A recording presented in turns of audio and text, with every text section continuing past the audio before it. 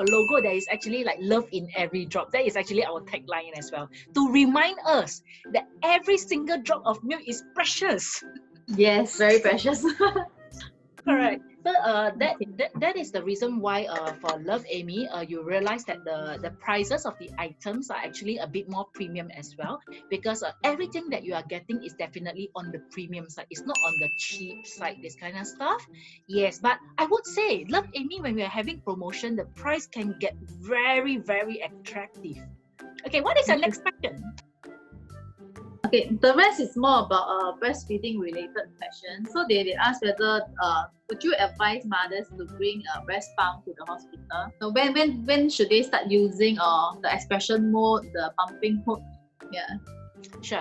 Okay, if you were to ask me, I would highly recommend mummies to bring breast pump to the hospital, because we will never ever know whether our babies can latch well. Because I'm a mother myself, and I went through this 3 times, and then you are about to experience it a second time. So we need to know that there is no such thing as all babies can latch equally well. It doesn't work that way. Yeah. For example, simple things that actually affects a baby's latch can be the baby's lip tie, whereby this piece of flesh that you see is actually quite externally. So what happens with this lip tie, baby cannot latch well. So unless you go and release the lip tie, if not, you will keep on encountering issues when you are latching. For example, sore nipples, painful nipples, or sometimes even bleeding nipples. Yeah. Or another one is actually baby's character. Every baby is different. Like my number 1, number 2, and number 3, they are all different. So I was like, if I were to have a number 4, will it be another style?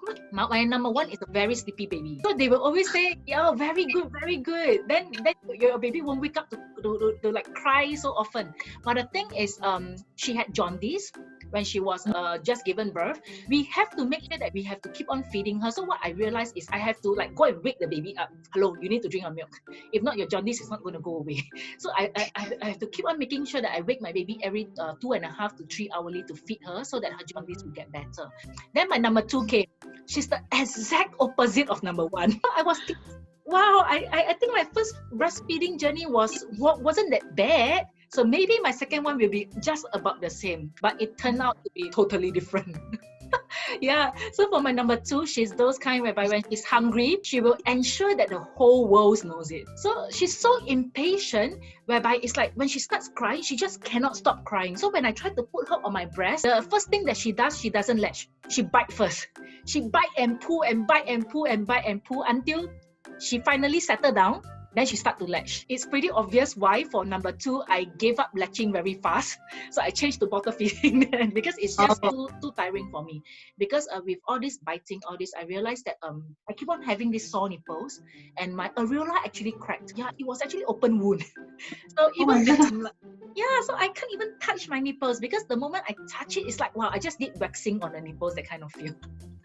Very scary. So that is actually for the very, very impatient baby, because really every baby is very different. And my number 3 is a mixture. So sometimes he's like very, very patient, sleepy baby. Sometimes he get impatient, and he get impatient more during the daytime. So nighttime is very easy to latch him, because he will just take the breast. When I put my breast there, he will just take it. Whereas the daytime, he'll fast more. Yeah, correct. So what I did was, like, daytime I actually use more of the bottle feeding, and then nighttime I use latching. Okay. Then what I realized is that actually for all my 3 kids, what I realized is that really couldn't manage my time well, because even after latching, I cannot empty my breast. I keep on having a lot of milk inside my breast. In the end, I decided to keep myself sane, and also I'm those kind of character that I cannot stand uncertainties.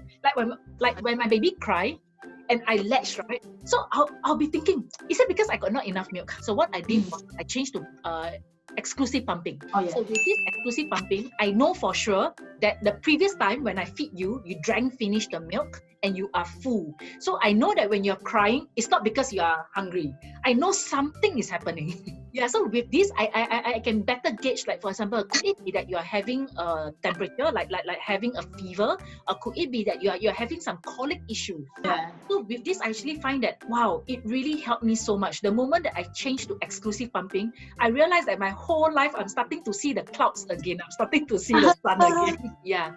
In terms of after giving birth, so usually I would highly suggest that it will be good if you actually bring your breast pump and breast pump accessories, because what is provided in a hospital, number one, it may not be suitable for your breast, and number two, the size may be wrong, so you may experience some problems as well. And also, for examples, there are some mummies whereby after they give birth, like just now, I think you briefly mentioned, like your milk haven't come in yet. Yes. Most of my friends, usually what I tell them is, after you give birth, right, even after you latch your baby, go and do a pump.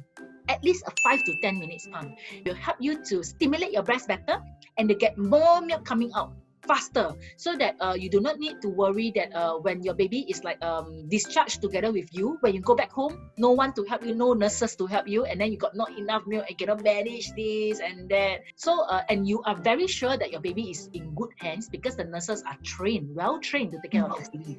So what you can do is, right after you latch your baby, when you actually place your baby back into the cot, or when you actually bring your baby back to the nursery, you can just pump for a good 5 to 10 minutes every single time. And also, because you have just given birth, your hormonal levels inside will be like raging. So it's actually the best time to go and stimulate it, to tell you, hello, I need more milk. Okay, so for this, I use the expression mode or the stimulation mode.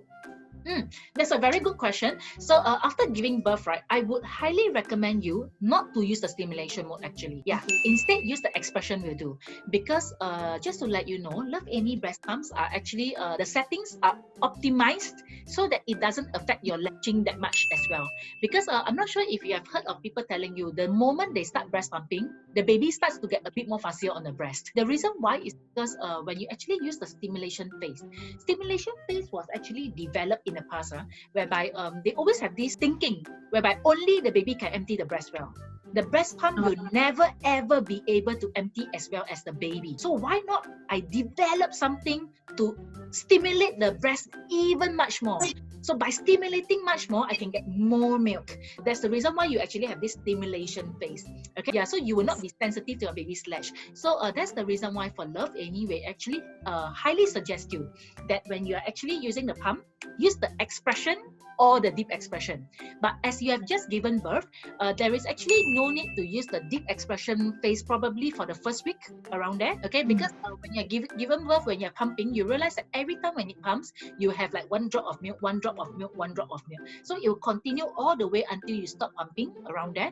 First 7 to 14 days, your breast will be like solid rock kind, and you'll be feeling, and then it will be like engorged all the time, and then you feel painful even after latch, after pump, you still feel that the breast is still hard, it's still painful. So this is very normal, especially for the first 7 to 10 days. Okay, so what you realize is usually I would suggest mummies, just ensure that you just keep on pumping after every latch. Okay, all the way until about day 10, you start to realize that these symptoms start to become better. And at day 14, it will actually go off by itself. Yeah, so you can just be mentally prepared that the first 14 days, you'll be having rocky breast. And also for the first 21 days, around 21 to 28 days, you realize that your nipples are more sensitive than usual. So that means you may want to at all costs protect your nipples from any accidental brushes of your hands. Or when you remove your bra, your breast pads, and then you realize that sometimes the breast pads may like stick onto your nipple. The moment you pull it out, it's like waxing, that kind. So what I would suggest that with this heightened sensitivity that you experience in the first 2 to 3 weeks, okay, it is best that you use at lower suction levels. So probably you can use at the expression level 1 or level 2. It is quite normal initially when you pump and you get like just 1 teaspoon of milk. It is really normal. Okay, so what you 1 teaspoon will slowly become like, probably some of them they may even start with just 2 drops of milk or 1 drop of milk. Then it will slowly become like 1 teaspoon, then 1 tablespoon. Then you start to be able to measure already. Okay, 5 ml, okay, 10 ml, okay, 15 ml. Yeah, so it is definitely a very slow process. So do not be impatient. Okay, so just keep pumping after every latch. So that is when you realize that the milk supply will become more and more. But do take note, do not use the stimulation phase. If you really want to use, I would suggest probably you can use it towards the later part. Let's say maybe 6 months old. Yeah, that is like really later part. Yeah, so probably at like 6 months old or even like 8 months old, 10 months old, whereby your breast starts to get lazier.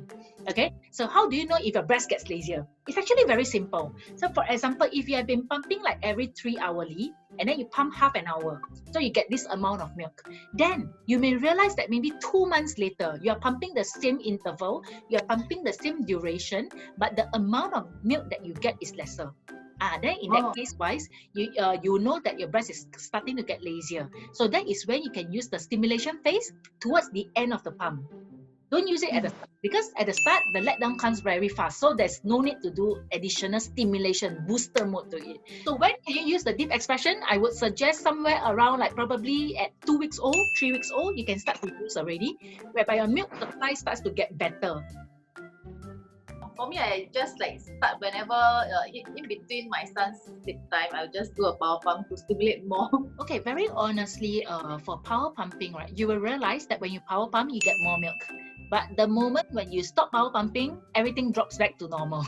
So actually, power pumping, if you were to really ask me, is it the best way to increase your milk supply? I personally don't think so. Because if we are talking about increasing milk supply, we are really talking about doing something, and then once you stop it, your milk supply would have increased, right? And then it will maintain that way. It's only when you power pump, then you get more milk. You don't power pump, it goes back to normal. So for those who actually do not know what is power pump is whereby when you are actually like you pump 20 minutes, then you rest 10 minutes, then you pump 10 minutes again, and then rest 10. So it's basically pump 10, rest 10, pump 10, rest 10. So in total, the whole period is a 1 hour. Actually, a lot of mummies, they don't have the luxury to like sit down 1 hour to do this kind of pumping. Yeah. But if you were to ask me, what is actually the better way to increase your milk supply? Okay, so I would actually suggest, like what I mentioned just now, when you have a letdown, switch over to the deep expression phase. That naturally will help you to slowly increase your milk, very naturally. Another way is actually instead of pumping at long intervals, pumping at short intervals actually helps to increase your milk supply at a more steady pace instead. So basically, if you pump at short intervals, right? So let's say maybe you're pumping at like 1 hourly or 2 hourly or 2.5 hourly, you realize that your milk supply will just gradually increase and increase and increase. And the moment when you change back to the usual 3 hourly, your milk supply that has been increased, right? It will actually stay stagnant there. It will not drop back down. Milk storage bags, usually they have a lifespan of like 3 years. I would suggest not to lah. No, I also subscribe, but because they are curious, like why will it expire? Okay, yeah. So basically, everything they have their own expiry date, especially when we talk about coming into contact with baby's milk. Yeah, so what happens is, right, we are worried that when it's expired, so it is not at its optimum, I would say, optimum quality to handle with breast milk. So usually I would suggest that it is best to make sure that the breast milk bags that you have are actually within the recommended expiry date. Anything that has got food, they always have this expiry date.